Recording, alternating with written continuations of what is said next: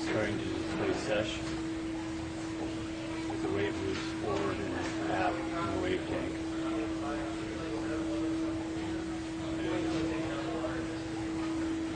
As it slowly dissipates.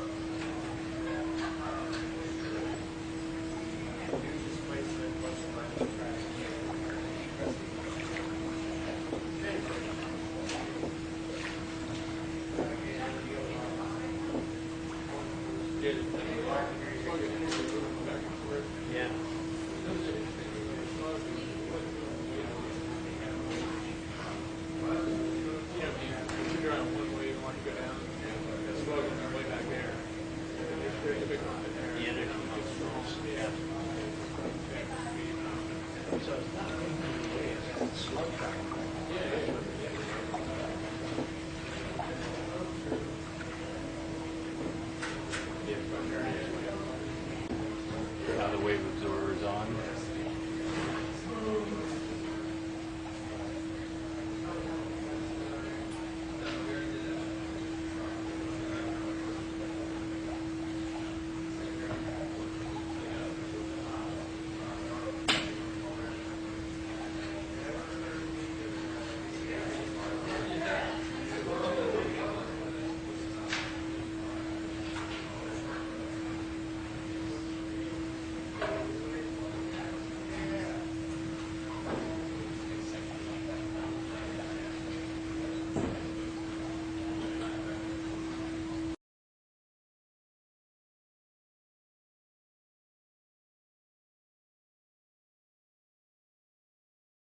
This is an exhibit we produced called the Standing Wave Sound Tube.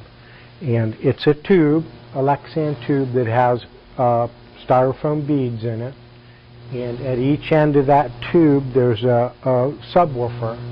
And that subwoofer produces a tone, and that tone causes sound waves to bounce back and forth in the tube. And at various frequencies you will have a standing wave. And that's where there are actual nodes in the wave where the air is not moving, and that will cause the styrofoam beads to stand up, and it's really quite interesting to look at. So you've got a speaker at this end that's in an enclosure that's an acrylic box, and you've got a speaker at this end, and it's in a similar enclosure. It's an acrylic box with a rubber O-ring to seal it, to help keep the sound in. And the speakers are working like this, push-pull. So we get a nice flow of sound through the tube. Now, the visitor interface is normally mounted on a cabinet, so you're just sort of seeing the raw guts. So I've got the two visitor controls zip tied to this piece of wood. One is a button. When you push it, the oscillator comes on and you immediately see some action inside the tube. Now, by changing the frequency,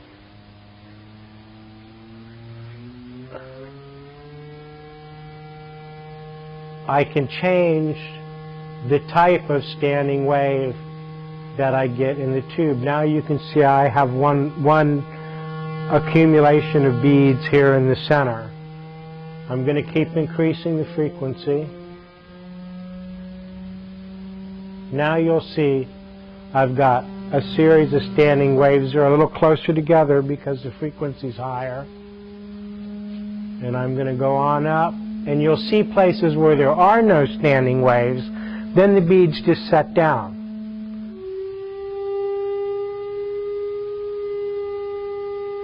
Now a little higher frequency, you can see we have 3 separate sets of standing waves. Now as the frequency gets higher, the standing waves get smaller and closer together.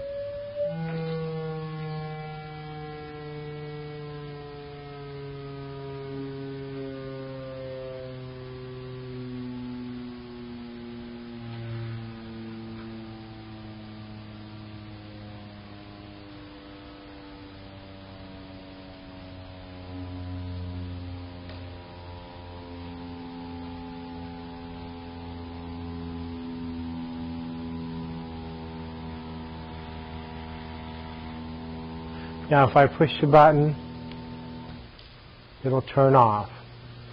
If I don't push the button, it will time out. One of the nice features that this exhibit has is on this control box, there's a potentiometer that you can set the duration of the timeout from 5 to 300 seconds. This is the potentiometer that you would turn to vary the timeout. And that's not something that you would adjust very often. But if you were particularly busy, you might want it to time out after 30 seconds. If you weren't real busy, you might want to let people experiment with it for 5 minutes. This is the control panel for the exhibit, and you can see it. It's fairly neat. There's a PLC in here that handles the logic functions of turning the oscillator on and off, and it allows you to set that duration of timeout, which I think is a good feature. And then this is the oscillator that actually produces the sine wave, and that's something we manufacture here, so we can service it. We have parts for it, although quite frankly nothing will probably ever happen to it. You can see up here it's fused.